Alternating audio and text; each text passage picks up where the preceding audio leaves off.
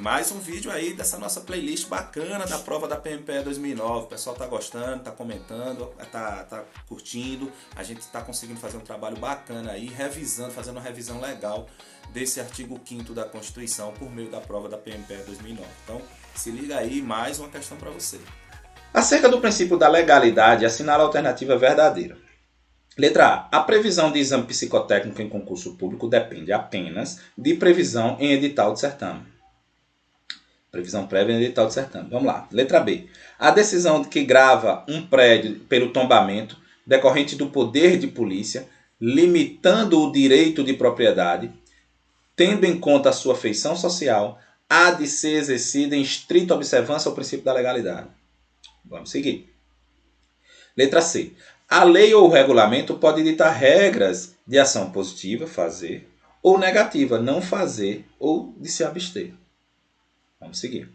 D. Pode-se criar obrigações, funções e deveres aos servidores públicos militares pela via do decreto autônomo ou resoluções. Vamos seguir. Letra E. As liberdades públicas não são incondicionais. Por isso devem ser exercidas de maneira harmônica, observados os limites definidos na própria Constituição Federal e nas leis inferiores. Vamos lá, gente. O que é que a gente precisa saber aqui? De novo, artigo 5º, inciso 2, traz o princípio da igualdade no artigo 5º, inciso 2. Aqui, ninguém será obrigado. 5º, inciso 2. Ninguém será obrigado a fazer ou deixar de fazer alguma coisa senão em virtude de lei. Outro conhecimento que a questão exige nós, jurisprudência do STF. Nesse caso específico, súmula 686. Olha o que a súmula 686 diz. Olha o que a súmula 686 diz. Só por lei se pode sujeitar a exame psicotécnico a habilitação de candidato a cargo público. Olha que bacana. Olha para quem quer só estudar artigo 5º que está tudo ok. Não é não, filho. Isso aqui é 2009, é 13 anos atrás. Não é não. Vamos para cá. E jurisprudência do STF no julgamento do habeas corpus 82424, que a gente não precisa aprofundar nele. Eu trouxe só como uma referência, quem tem a curiosidade vai ver quando você lê lá, e você vai ler esse habeas corpus, você vai ter um entendimento muito mais amplo sobre o tema, mas não é necessário para a prova. Para a prova seria o conhecimento da súmula, esse conhecimento jurisprudencial tem que ter, isso aí a gente vai dando nas aulas que a gente for fazendo aqui, vocês vão ter tudo isso, tá bom? Então voltando para cá. Vamos tentar eliminar aqui, ele que é a correta, né? É a correta, é a verdadeira, ó. Verdadeira, volta sempre destaque. Lembra, quando for para dizer incorreto ou a falsa, fio, coloca um elefante branco lá do lado, senão você esquece. Então vamos lá. Letra A. A previsão de exame psicotécnico no concurso público depende apenas de prévia previsão no edital de certame. Vai estudar só artigo 5º, lê artigo de lei. Não aprofunda um pouquinho não, não vem com a gente não para ouvir esses bizu não, para ver se tu faz a prova. Faz, vai acertar 12 questões, 10 questões. Ah, vou passar, talvez não. O direito constitucional no concurso da Polícia Militar de Pernambuco, ele não é tão difícil. Por isso exige que você faça umas questões consideráveis, uma, duas no máximo para errar. Mas a busca nossa é para que a gente feche a prova, acerte todas as questões. Então vem com a gente que vai dar certo. Então vamos lá. A gente já elimina essa daqui, porque ele está dizendo que a previsão de exame psicotécnico só precisa estar previamente previsto no edital do certame. Não é previamente certame. É lei, porque súmula 686, não é isso? Súmula 686. Súmula 686. Beleza? Vai lá, dá uma olhada na súmula de novo, para não esquecer. Olha aqui, é importante que a gente abra só um parênteses, que eu preciso falar uma coisa bem importante para vocês. A gente está falando da súmula 686 do STF, que diz que a exigência de exame psicotécnico para habilitação de candidato a cargo público, ele tem que estar previsto em lei. Beleza, 2009 era isso que estava vigendo, sem problema nenhum. O que é que ocorre? Depois de 2009, em 2015, essa súmula 686, ela foi convertida na súmula vinculante 44. Na súmula vinculante 44, também, evidentemente, no STF, que é quem edita as súmulas vinculantes. Qual é essa diferença? O que é que isso muda? Olha, a gente vai ter uma aula aqui falando só sobre súmulas vinculantes e pegando as 56, 58 súmulas que hoje existem e vendo o que é interessante você saber para seu concurso, beleza? Tranquilo. Para agora, para essa questão, o que você precisa saber é que ela foi convertida a 686 na 44. O teor é o mesmo. Olha o teor da súmula vinculante 44. Só por lei se pode sujeitar a exame psicotécnico a habilitação do candidato a cargo público. Ela foi publicada em 17 de 4 de 2015, ou seja, 6 anos depois da prova de 2009. Aqui eu só quero trazer um detalhe para vocês já fiquem ligados aí nessa questão da súmula vinculante. Qual a diferença dessa súmula para a súmula vinculante no nosso ordenamento jurídico? Para a prova de vocês, eu creio que o examinador só vai até aí mesmo. É você saber esse enunciado, seja da 686, agora convertido na súmula vinculante 44, e você vai conseguir resolver sua prova. Mas só para você não ficar aí sem saber exatamente por que dessa mudança, uma súmula vinculante, gente, diferente da súmula normal 686 que existia antes, a súmula vinculante ela passa a vincular, como o próprio nome já diz, os outros órgãos do judiciário e administrativo, da administração direta e indireta. Então, uma súmula vinculante ela tem uma importância e uma efetividade muito maior.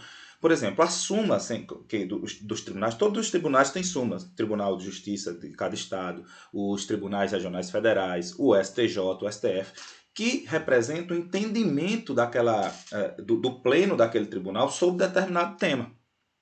São as súmulas. Cada tribunal tem as suas. Mas, desde 2004, com a emenda constitucional 45 de 2004, foi inserido o artigo 103A na Constituição e diz o seguinte, que o 103A, que o STF pode editar súmula vinculante aprovado por 2/3 dos seus membros, e a partir do momento que ela é publicada, ela passa a vincular todos os órgãos do judiciário e administrativo da administração direta e indireta. Então, diferentemente do que a 86 também tinha o mesmo teor, mas ela não tinha um alcance de vincular todos os outros órgãos do judiciário e administrativo. Agora, ela deu uma roupagem mais robusta para esse entendimento, porque passou a ser vinculante, vincula os outros órgãos. Os outros órgãos têm que seguir esse entendimento lá do STF, tá bom? Então, só fazendo esse parênteses, que teve essa mudança, o teor continua o mesmo, mas agora é mais robusto ainda, com mais força, porque tem efeito vinculante, porque a súmula 686 foi convertida na súmula 44, súmula vinculante 44. O que muda é esse efeito vinculante que foi dado. A gente vai falar sobre isso numa aula específica sobre súmulas vinculantes, mas por agora só saiba disso, só para atualizar, para a gente não ficar só com aquele entendimento lá da 686, porque ela já foi convertida na 44, tá bom? Então, vamos seguir. Vamos lá. Letra B. A decisão que grava um prédio... Eu vou pular a letra B proposital. Vamos para cá. Letra C. A lei ou o regulamento podem ditar regras de ação positiva ou negativa. Positiva de fazer e negativa não fazer ou se abster. Gente, princípio da legalidade. Princípio da legalidade. O princípio da legalidade ele tem duas vertentes. Tem duas aplicações básicas que a gente precisa saber. É quando a gente está falando dos particulares e quando a gente está aplicando esse princípio da legalidade na seara do servidor público, na esfera pública.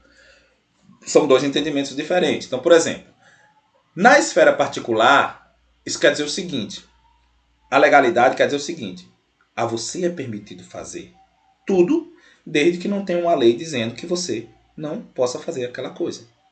Então você está livre até que uma lei venha e diga, olha, aqui você não pode fazer. Ou você está livre para não fazer algo até que uma lei diga, ó, isso aqui você tem que fazer. Votar, por exemplo.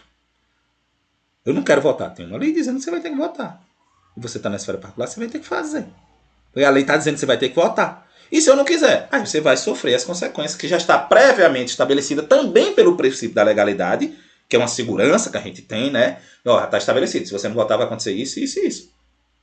Entendeu? Vai ter que pagar uma multa, enfim. Então, assim, tudo estabelecido dentro do princípio da legalidade. Então, você é permitido fazer tudo, desde que não tenha uma lei dizendo que é proibida determinada coisa. A você não é necessário, nem é obrigado a fazer nada se não for em virtude de lei. Então, o que é que tem o princípio da legalidade para o particular? Ninguém é obrigado a fazer ou deixar de fazer alguma coisa, se não em virtude de lei. Isso é no particular, tá tranquilo? E quando a gente vem para a esfera pública, aí muda um pouquinho de figura. Porque ele diz o seguinte, ó, ao servidor público, ao agente público, só é permitido fazer o que a lei disser que ele faça. E ele ainda é obrigado a fazer. Sentiu que é diferente um pouquinho? Aqui você pode ficar parado. Não tem lei dizendo aqui que eu não posso. Eu posso ir para onde eu quiser se não tiver uma lei dizendo que eu não posso ficar ali. Já aqui no setor público é o seguinte. Por exemplo, vou dar um exemplo bem esdrúxulo aqui. Meu horário de trabalho é de 7 a 1 da tarde. Me deu na telha de ir de 8 horas da noite para o meu ambiente de trabalho. Sou servidor público. Aí eu tô lá trabalhando. Por que você tá aqui uma hora dessa? Sei lá, quis vir num horário diferente. Por quê? Não tem nenhuma lei dizendo que eu não possa vir.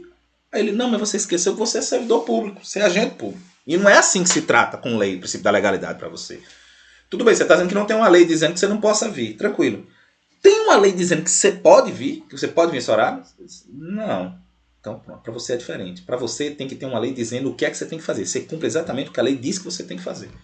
Você não pode sair daquela linha ali. Não é porque não tem uma lei proibindo que você pode fazer. Isso aí seria por particular. Para você, servidor público, para você fazer algo, a lei tem que dizer o que é que você tem que fazer. E daí você age. Você age dentro da legalidade assim. Tá bom? Então, tem que entender dessa forma. A lei ou o regulamento podem dar regras positivas ou negativas para fazer. Então, beleza. Voltando para essa letra C. Qual o erro da letra C? A sutileza dessa letra C, gente. A sutileza dessa letra C. O erro dessa letra C está aqui, ó. Regulamento. É o erro da letra C. Regulamento. Não existe outro equívoco aí na letra C. A letra C diz o seguinte. A lei, vou tirar regulamento. Ó. A lei pode ditar regras de ação positiva fazer ou negativa não fazer. Pode. A lei pode fazer isso. Quem não pode fazer é um regulamento.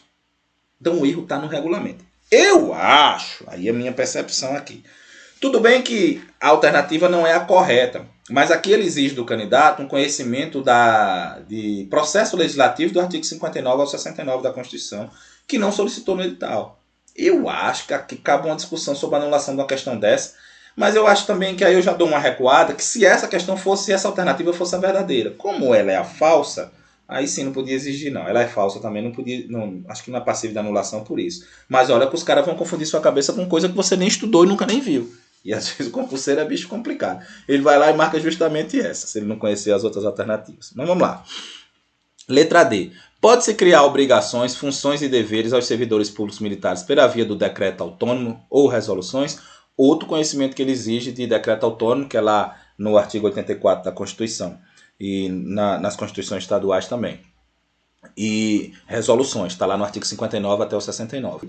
O decreto autônomo não pode criar obrigação para ninguém. O decreto autônomo até existe numa circunstância lá no artigo 84, acho que inciso 2º, eu não me recordo muito bem, mas é porque não é esse assunto agora. Mas o decreto autônomo existe para outra finalidade. Ele não pode criar obrigações, ele não pode mexer com questão financeira, ele não pode restringir direitos. Então o decreto, ele é o regulamento que já existe. O que já existe. Existe uma lei dizendo alguma coisa, o decreto vai lá e regulamenta nos limites daquela lei. Então o erro aqui é ele dizer que pode se criar deveres a servidor público por meio de um decreto autônomo de resoluções. O erro está aqui, tá bom, gente? Só se cria por meio de lei. O decreto autônomo não cria nada. Entendeu? Então sai. Letra E. As liberdades públicas não são incondicionais.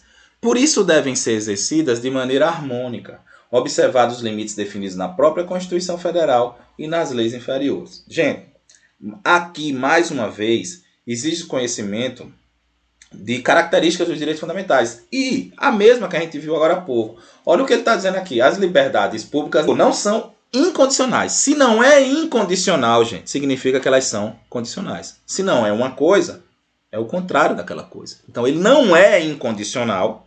Se ele não é o in, ele é com. Não é isso? Então, as liberdades públicas são condicionais. É isso que está dizendo aqui. Por isso devem ser exercidas de maneira harmônica. O que é uma coisa condicional? Que não é absoluta, que depende de outra, que vai depender. Se diz, vai depender, aí já não é absoluto.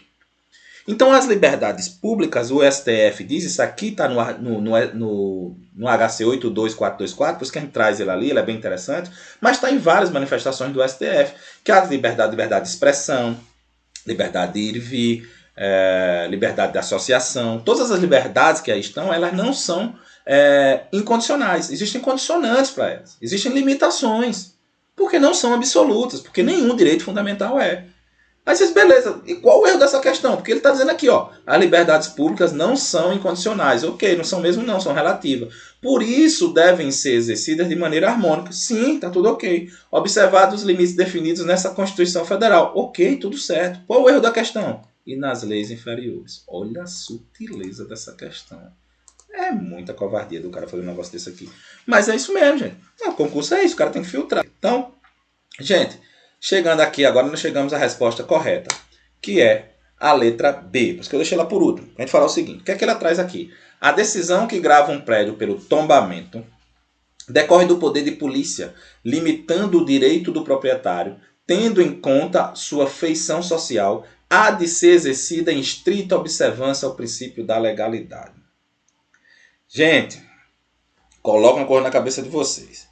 Nenhum direito, mais uma vez, é absoluto. Nós estamos falando de que direito aqui? Nós estamos falando do direito de propriedade.